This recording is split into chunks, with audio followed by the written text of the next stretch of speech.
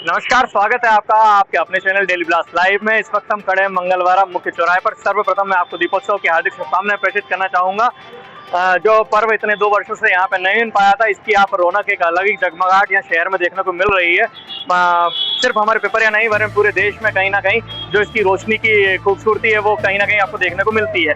इस वक्त हम जिस चौराहे पे खड़े हैं इसको कहते हैं मंगलवारा चौराहा, पिपरिया का हृदय स्थल, जहाँ पर अभी कुछ समय पहले ही HD क्वालिटी के CCTV कैमरे यहाँ पे लगवा गए थे नगर पालिका द्वारा। कहते हैं कि इनकी कैपेसिटी इतनी अच्छी है कि किसी भी चीज को बहुत अच्छे से कैप्चर कर सकते हैं और कितना भी जूम कर लें उसकी क्वालिटी कभी खराब नहीं होगी। परंतु हो क्या रहा है कि मुझे लगता है कैमरे HD क्वालिटी के तो नहीं, रतौंधी क्वालिटी के जरूर है। रतौंधी इसलिए कह रहा हूँ इसको क्योंकि इन कैमरों में दिन में तो शायद कुछ कैप्चर होता होगा, कि वो फुटेज तो हमें बहुत कम प्राप्त हुई है, मगर जो रात में जो घटनाएं यहाँ पे होती है वो ये कैमरे कैप्चर नहीं कर पाते हैं।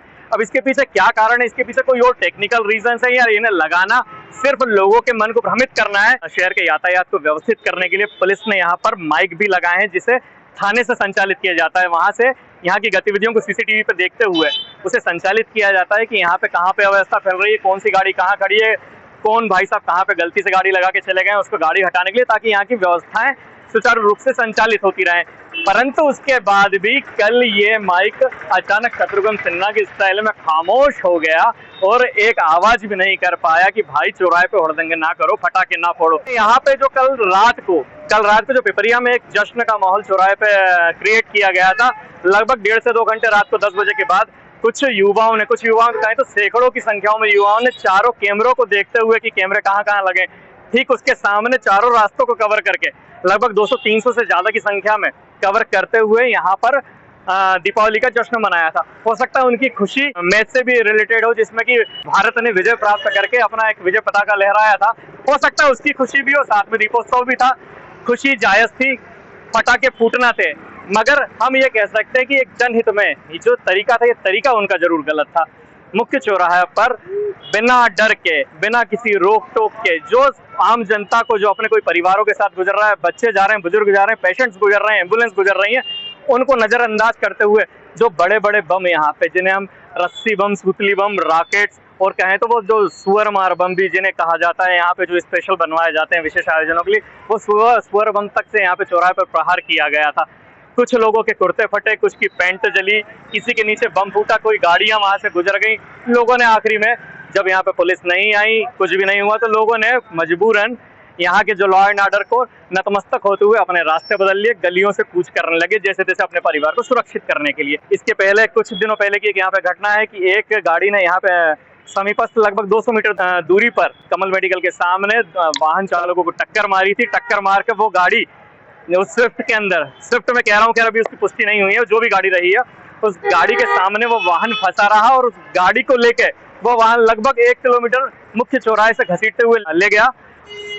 पत्रकारों को जैसे ही इंटरफेयर हुआ उसमें, तो मजबूरन पुलिस को वो फुटेज जारी करना पड़े और फुटेज लोगों को दिखाई दिया। खैर उसको भी 5-7 दिन हो गए हैं, अभी तक उस पर गिरफ्तारी हुई कि नहीं हुई, कामी बनी कि नहीं बनी, ये भी एक जांच का विषय है, उसके बारे में भी हम नहीं कह सकते हैं। हाँ, मगर जो कल का यहाँ पे वाकया घटित हुआ है वो कहीं ना कहीं बहुत बड़ा रौद्र रूप ले सकता था। कहीं आगजनी हो सकती थी, कहीं कुछ ना कुछ यहाँ पे बड़ी घटनाएं जो शहर में हो सकती थी, मगर ईश्वर की दया से ऐसा कुछ भी नहीं हुआ। पुलिस प्रशासन अपने प्रांगण के समीप खड़ा होकर उस पूरे मंजर का या तो आनंद लेता रहा, या फिर वो संभ्रांत परिवार के रसूखदार बच्चे, वो बिगड़ेल बच्चे या वो हुड़दंगिया या उनकी जो भी हम संज्ञा दे, वो संज्ञा उनके लिए कम रहेगी, क्योंकि कल जो उन्होंने चौराहे पे कृत्य किया था वो खुशी मनाने वाला कृत्य नहीं था, शहर को नुकसान पहुंचाने वाले कृत्य जो वो लोग कर रहे थे यहाँ पे, हम उसके लिए यहाँ पे बोल रहे हैं। वैसे तो हमें कोई हक नहीं है कि हम किसी की दिवाली मनाने के तरीके पे उसको यहाँ पे क्रिटिसाइज करें, मगर जरूरत है कि मेन मुख्य चौराहे की कहानी और मुख्य चौराहे की घटना है। हम चाहते हैं कि चौराहे पर इस तरीके की चीजें ना हो ताकि कोई यहाँ पे माहौल बिगड़े।